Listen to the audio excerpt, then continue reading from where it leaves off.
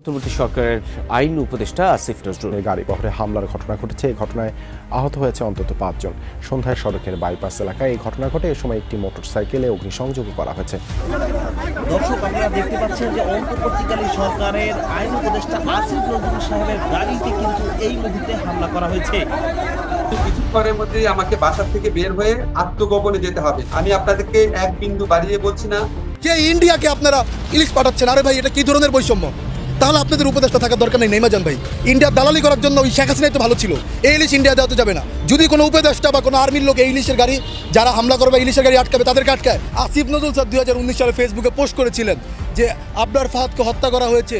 সে আবরার ফাহাদের রক্তের ওপর পাড়া দিয়ে ইলিশ শেখ হাসিনা পাঠাচ্ছে। ঠিক আছে, বাংলাদেশের মানুষ আগে ইলিশ খাবে, তারপরে ভারতের মানুষ খাবে। কত ধরনের কথা। এখন আসিফ নজরুল পুরো চুপ হয়ে গেছে। আসিফ নজরুল চুপ থাকবেন না তো কি করবেন? এখন তো তিনি ক্ষমতা পেয়ে গেছেন। এখন বাংলাদেশের জনগণের ম্যান্ডেটটা কি, বাংলাদেশের জনগণ কি চায় সেটা তার বলারও দরকার নাই এবং তার দেখারও দরকার নাই, শোনারও দরকার নাই। কারণ তেনার যেটা চাওয়ার, যেটা পাওয়ার, সেটা তিনি পেয়ে গেছেন। তিনি ক্ষমতায় যাওয়ার আগে খুব বড় বড় কথা বলেছেন যে স্বৈরাচারদের বিরুদ্ধে এই করা হবে, সেই করা হবে। অথচ ক্ষমতায় এসেই তিনি কি বলতেছেন যে তাদেরকে আবার পুনর্বাসন করা হবে। আবার তিনি ক্ষমতায় আসার আগে 19 সালে এই ভারতে ইলিশ পাঠানো নিয়ে তিনি মারাত্মকভাবে প্রতিবাদ করেছেন যে কেন ভারতে ইলিশ পাঠানো হবে, যেই ভারত আমাদের এত এত ক্ষতি করতেছে, এই করতেছে, তো ভারতে ইলিশ পাঠানোটা সম্পূর্ণ অন্যায্য। সুতরাং তেনারা এখন ক্ষমতায় এসে সেই শেখ হাসিনা যেই পরিমাণ ইলিশ পাঠাইছে তার থেকে আরও 3 গুণ বেশি ইলিশ এখন পাঠাইতেছে। তো বাংলাদেশের জনগণ তো এটা চায় না। এখন সেটা যদি তারা না বুঝে এবং সেই অনুযায়ী তারা যদি সিদ্ধান্ত না নেয়, তাহলে তো অবশ্যই তারা বিপদের মুখে পড়বে। এটাই স্বাভাবিক, এটাই তো স্বাভাবিক। কারণ বাংলাদেশের ম্যান্ডেট অনুযায়ী যদি না চলেন তাহলে আপনারা ক্ষমতায় টিকে থাকতে পারবেন না। সেটার একটা জ্বলন্ত দৃষ্টান্ত হচ্ছে এই সাবেক স্বৈরাচার সরকার। তো এই কারণেই মূলত কঠিন বিপদের মুখে পড়ে গিয়েছেন আসিফ নজরুল সাহেব, অন্তর্বর্তীকালীন সরকারের আইন উপদেষ্টা। দর্শকের বিষয়ের কিছু অংশ ভিডিও শুরুতে শিরোনামে আপনারা দেখে এসেছেন। বিস্তারিত দেখবেন পুরো ভিডিও জুড়ে। বিষয়গুলো দেখার পূর্বে আপনাদের একটা অনুরোধ করব, যারা আমাদের চ্যানেলে নতুন আসছেন চ্যানেলটি সাবস্ক্রাইব করে অল ক্লিক করে বেল আইকনটি চালু করে দিবেন। তাহলে নিত্য নতুন পরিবেশন করা আলোচিত সংবাদগুলো অটোমেটিকভাবে আপনারা পেয়ে যাবেন। দর্শক, চলুন আমরা দেখব যে আইন উপদেষ্টা আসিফ নজরুল সে মহা বিপদের মুখে পড়ে গিয়েছেন এই বিষয়টা নিয়ে। তো সেটা আমরা দেখার পূর্বে প্রথমে একটু দেখব যে এই বিষয় নিয়ে সাধারণ জনগণ যে প্রতিবাদ করতেছে তারা কি বলতেছে, সেটা আমরা কিছু অংশ দেখে এরপর বিষয়টা দেখব। ধৈর্য ধরে একটা লাইক দিয়ে ভিডিওটি দেখতে থাকুন। সে ইন্ডিয়াকে আপনারা ইলিশ পাঠাচ্ছেন। আরে ভাই, এটা কি ধরনের বৈষম্য? তাহলে আপনাদের উপদেষ্টা থাকার দরকার নেই নেইমাজান ভাই। ইন্ডিয়ার দালালি করার জন্য ওই শেখ হাসিনাই তো ভালো ছিল। আমাদের মেয়েদেরকে ধর্ষণ করে তারা বর্ডারে ঝুলিয়ে দিচ্ছে, আর আপনারা সেই ভারতকে ইলিশ পাঠাচ্ছেন। এর জন্য লজ্জাজনক, বাংলাদেশের জন্য লজ্জাজনক। আমার দেশের মানুষ ইলিশ খাবে, এরপরে আপনারা পাঠান নিয়া আর উপদেষ্টা বসছেন না। আপনারা তো ইলিশ খাইতে পারেন ভাই, কারণ এখন তো আপনাদের টাকার অভাব নেই। আমার গরিব ভাইগুলো, আমার হিন্দু তো খাইতে পারে না ভাই। আমার তো এ জায়গা লাগে, আমার হিন্দুগুলো তো খাইতে পারে না, আমার মুসলিম ভাইগুলো তো খাইতে পারে না, আমার খ্রিস্টান ভাইগুলো তো খাইতে পারে না। গরিব ঘরের মানুষগুলো 1 বছর 2 বছর ইলিশ চোখে দেখতে পারে না। আপনার উপদেষ্টা বসছেন, আপনারা আগে ডাইল ভাত দিয়ে ভাত খাইছেন, এটা আপনারা অস্বীকার করতে পারবেন না। আপনারা কষ্ট করছেন। যদি এখন মানুষের ইমোশন না বোঝেন, যদি মানুষের আবেগ নিয়ে খেলেন, তাহলে ওই যে আপনাদের অবস্থা ওই শেখ হাসিনার মতো হবে আর কি। Asif Nazrul sir, doctor Yunus, Asif Nazrul sir 2019 সালে ফেসবুকে পোস্ট করেছিলেন যে আবরার ফাহাদকে হত্যা করা হয়েছে। সে আবরার ফাহাদের রক্তের ওপর পাড়া দিয়ে ইলিশ শেখ হাসিনা পাঠাচ্ছে। ঠিক আছে, বাংলাদেশের মানুষ আগে ইলিশ খাবে, তারপরে ভারতের মানুষ খাবে। কত ধরনের কথা। এখন আসিফ নজরুল পুরো চুপ হয়ে গেছে। শেখ হাসিনা 500 টন পাঠায়, 5 বছর পাঠাচ্ছে 5000 টন। আর আমাদের এই উপদেষ্টার আইসা একদিনে 3000 টন ইলিশ পাঠাইছে। আমি স্পষ্ট ভাষায় বলতে চাই, ইলিশের গাড়ি যদি কেউ বাধা দিতে পারেন বাংলাদেশের মানুষ, ইলিশের গাড়ি বাধা দিয়ে এই ইলিশ সব সাধারণ মানুষের মাঝে বন্টন করে দিন। এই ইলিশ ইন্ডিয়া দেওয়া তো যাবে না। যদি কোনো উপদেষ্টা বা কোনো আর্মির লোক এই ইলিশের গাড়ি যারা হামলা করবে, ইলিশের গাড়ি আটকাবে, তাদেরকে আটকায়, আপনারা আমার নাম্বারে কল দিবেন, আমার নামে মামলা দিবেন, মামলা খাবো, কোনো সমস্যা নেই। কিন্তু ভারতে কোনো ইলিশ আমরা যেতে দিব না। দেখেন, তারা ক্ষমতায় আসতে না আসতেই আমরা তাদেরকে সহযোগিতা করতে চাই, কিন্তু তারা আমাদেরকে সহযোগিতা করতে চায় না। তারা ভারতে আজ ইলিশ পাঠাচ্ছে। আমার দেশের মানুষ ইলিশ খেতে পারে না, এখনও 2500-2600 টাকা কেজি ইলিশ খেতে পারে না। আর তারা ইন্ডিয়া ইলিশ পাঠাচ্ছে। প্রথমে বললো যে আমরা ইলিশ পাঠাবো না, এখন তারা 3000 টন ইলিশ ট্রাকে করে পাঠাচ্ছে। এটা কীরকম ধরনের বৈষম্য? আপনাদেরকে এই কারণে চেয়ারে বসাইছে নাকি? এটা ভুলে যায় না যে বাংলাদেশে গত 15 বছরে যত হত্যা হয়েছে, আবরার ফাহাদের হত্যা থেকে শুরু করে হেফাজতের হত্যা বলেন, 2024 সালে ছাত্র হত্যা বলেন, শ্রমিক হত্যা বলেন, যুব হত্যা বলেন, সব ইন্ডিয়ার রয়ের এজেন্ডা করেছে এবং এর সাথে সম্পৃক্ত ইন্ডিয়ার পুলিশ। অনেকে এয়ারপোর্ট দিয়ে পালাইছে, আপনারা তো দেখছেন। তো ইন্ডিয়া যেখানে আমাদের মানুষকে মেরে কাঁটাতারে ঝুলিয়ে দেয়, আমার দেশের র্যাবকে মেরে কাঁটাতারে ঝুলিয়ে দেয়, আমার দেশের একটা হিন্দুকে ইন্ডিয়া বর্ডারে মেরে ফেলে, সেই ইন্ডিয়াকে আপনারা ইলিশ পাঠাচ্ছেন। আরে ভাই, এটা কী ধরনের বৈষম্য? তাহলে আপনাদের উপদেষ্টা থাকার দরকার নেই নেইমাজান ভাই। ইন্ডিয়ার দালালি করার জন্য ওই শেখ হাসিনাই তো ভালো ছিল। যদি ইন্ডিয়ার দালালি করতে মন চায়, ইন্ডিয়ার দালালি বাদ দেন ভাই। আমরা ইন্ডিয়ার দালালকে পছন্দ করি না। মাওলানা আব্দুল হামিদ খান ভাসানী রহমতুল্লাহ আলাইহি বলেছিল যে প্রকৃত দেশপ্রেমিক যারা, তারা কখনো ইন্ডিয়ার দাসত্ব করতে পারে না। আজকে আমরা ইন্ডিয়ার দাসত্ব করছি ভাই। ইন্ডিয়ার বিরুদ্ধে আজকে কথা বললে আমাদেরকে গুম খুনের হুমকি দেওয়া হচ্ছে ওপর থেকে। আরে ভাই, ভারত প্রেম দেখাবো নাকি এখন আমরা? ভারত আমাদের দেশের র্যাবকে মেরে কাঁটাতারে ঝুলিয়ে দিচ্ছে, আমাদের মেয়েদেরকে ধর্ষণ করে তারা বর্ডারে ঝুলিয়ে দিচ্ছে, আর আপনারা সেই ভারতকে ইলিশ পাঠাচ্ছেন, সেই ভারতের সাথে সম্পর্ক রাখতে চাচ্ছেন। আরে মিয়া, আমার দেশের লোক কী জিনিস? ওই অনেক আগে একবার বললাম না যে পাকিস্তানে পিড়ায় আমার দেশের ওই সময় 71-এর পোলাপাইন পাকিস্তানকে পিড়ায় স্বাধীন করে ফেলেছে। ইন্ডিয়া এমন কোনো চ্যারের ভালো না, ঘোড়ার ডিমো না। এমন 10টা ইন্ডিয়া আমরা পিড়ায় নাই করে দিতে পারবো, সে সক্ষমতা বাংলাদেশের আর্মির আছে, সাধারণ জনগণের আছে। আমরা ওদের মতো টিকটকার না, আমরা ওদের মতো নাচ গান করে বেড়াই না, হিজড়া না আমরা ইন্ডিয়ার মতো।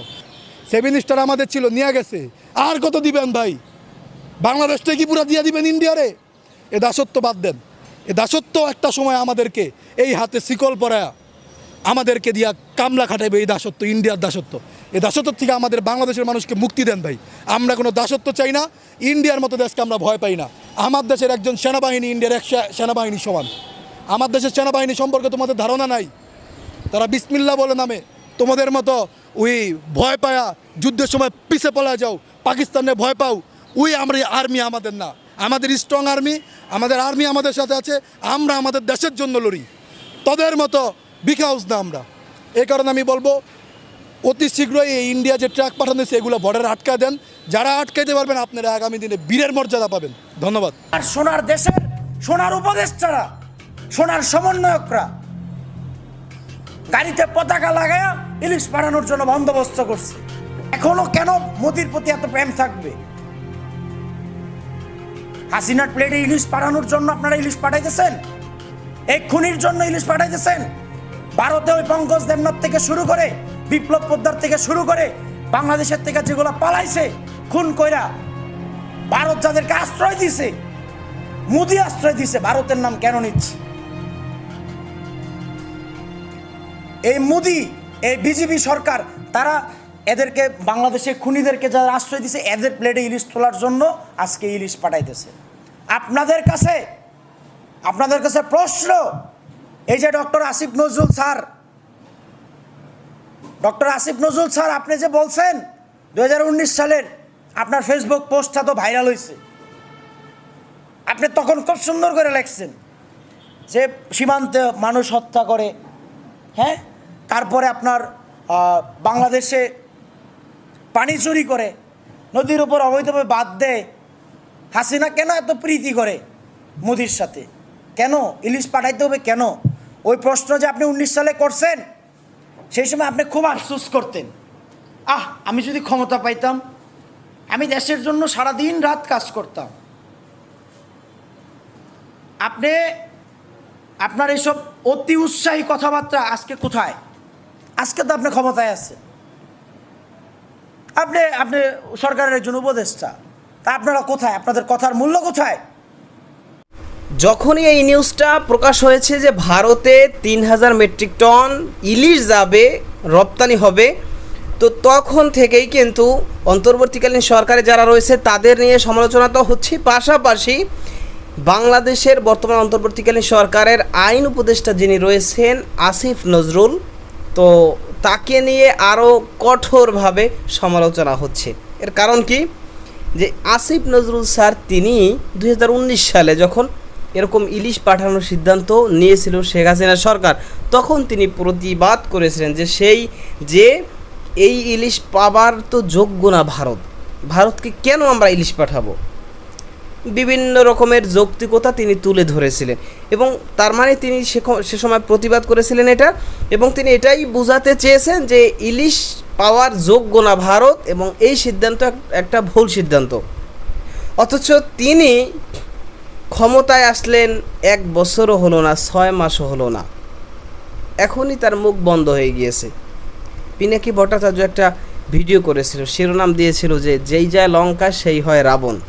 তো কথাটা যদিও ভিন্ন রকম তিনি বলছেন, বাকি তিনি কিন্তু বোঝাতে চাইছেন যে ক্ষমতা পাইলে স্বৈরাচারী ভাব যে কারো মধ্যে দেখতেছি যে তৈরি হয়ে যাচ্ছে, এরকমটাই কিন্তু তিনি ইঙ্গিত দিয়েছেন। আসলে বাস্তবতা আমরা তাই দেখতে পাচ্ছি। কারণ এই যে সিদ্ধান্তটা নেওয়া হলো, এটা জনগণের আশা আকাঙ্ক্ষাটা কি, বাংলাদেশের জনগণ কি চায়, এটা বুঝেও তো তাদের সিদ্ধান্তটা নেওয়া উচিত ছিল।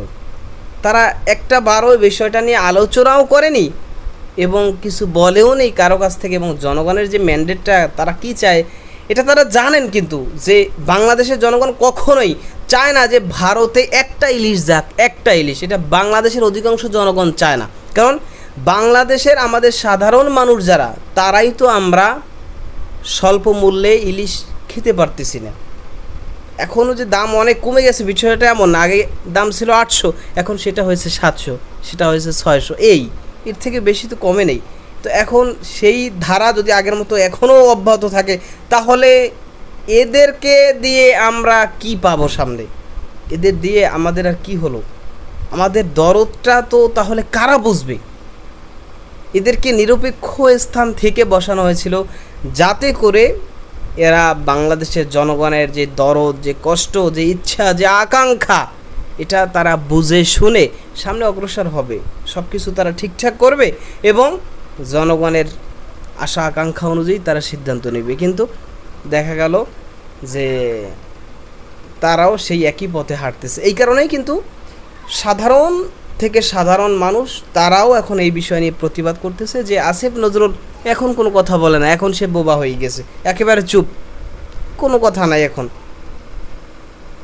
আরও মনে করা যায় যে তার পরোক্ষ মদদেই তো এই সিদ্ধান্ত নেওয়া হয়েছে।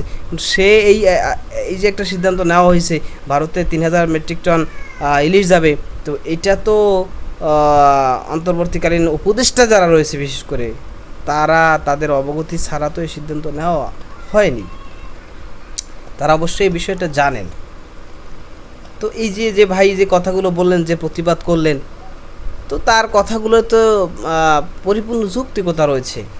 এখন বলবেন যে ভাই বর্তমানে যেটা আরও কয়েকজন উপদেষ্টা বলেছেন যে এটা আমরা মূলত ফ্রি দিচ্ছি না, শেখ হাসিনা সে ফ্রি দিত, গিফট করতো, কিন্তু আমরা ফ্রিতে গিফটে দিচ্ছি না, আমরা তাদের থেকে চড়া মূল্য নিয়ে এর বিনিময় আমরা দিচ্ছি, চড়া মূল্যের বিনিময় আমরা দিচ্ছি। আপনি চড়া মূল্যে দিবেন তো তখন যখন তারাও বিপদে বা প্রয়োজনে আমাদের পাশে থাকবে, হেল্প করবে। তারা এই যে বন্যার সময় আমাদের কি হেল্পটা করলো, গেটগুলো সব খুলে দিল আর বলল যে না আমরা চাপের মধ্যে আছি এই জন্য আমরা খুলে দিয়েছি। তোরা চাপের মধ্যে আছো, তোরা দুদিন আগে বলতি যে আমাদের এখানে সমস্যা হচ্ছে, বাংলাদেশের যারা এই বাঁধের আশেপাশে আছেন, গেটের আশেপাশে আছেন, তারা একটু দূরে ব্যবস্থা নেবেন। তারা জানাই তো এটা সরকারিভাবে রাষ্ট্রীয়ভাবে একটা স্টেটমেন্ট দিত, বাংলাদেশের মানুষ এত বিপদের মুখে পড়তো না। ভয়ঙ্কর এক বিপদের দিকে তারা ঠেলে দিতে চাইছিল, আর ঠেলে দিয়ে তারা সে ভারতের নাগরিক, তারপরে মিডিয়ায় বিভিন্ন জায়গায় কত রকমের আনন্দ উল্লাস, লাফালাফি, কত কিছু। তো তারা তাহলে কি করলো? আমাদেরকে তারা ডুবিয়ে মারতে চাইছে, জানে মারতে চাইছে, তারা হত্যা করতে চাইছে শেখ হাসিনার মতো। আর তাদেরকেই এখন আমরা তাদের প্রয়োজন ইলিশ, আমরা তাদেরকে ইলিশ পাঠাচ্ছি কেন? তারাও তো আমাদের সাথে ভালো ব্যবহার যদি করতো, তারা যদি আমাদের বিপদে আপদে দেখতো, দাঁড়াইতো, তাহলে আমরা তাদের ইলিশ প্রয়োজন, আমরা তাদেরকে ইলিশ দিতাম, সেটা একটা ভিন্ন কথা ছিল। কিন্তু সেরকমটা তো আমরা দেখিনি। শুধু এই কারণেই হচ্ছে বাংলাদেশের জনগণের ক্ষোভ, যে সাফ কথা, তারা যদি আমাদের বিপদে আপদে পাশে দাঁড়ায়, আমাদের বিপদ আপদ দেখে, তাহলে আমরা আছি তাদের বিপদ আপদে। প্রতিবেশী তো আমরা চেঞ্জ করতে পারবো না, এটা ঠিক আছে, কিন্তু তারা আমাদের বিপদের সময় আরও ডুবিয়ে মারবে আর আমরা তাদেরকে টনে টনে ইলিশ পাঠাবো, এটা করা যাবে না। এইভাবে যদি সামনে চলতে থাকে তাহলে আপনাদের জন্য ভয়ঙ্কর দিন অপেক্ষা করতেছে। তো দর্শক, ভালো থাকবেন, সুস্থ থাকবেন, দেখা হবে নতুন কোনো ভিডিওতে, কথা হবে নতুন কোনো বিষয়। আজকে পর্যন্তই, আসসালামু আলাইকুম রহমতুল্লাহ।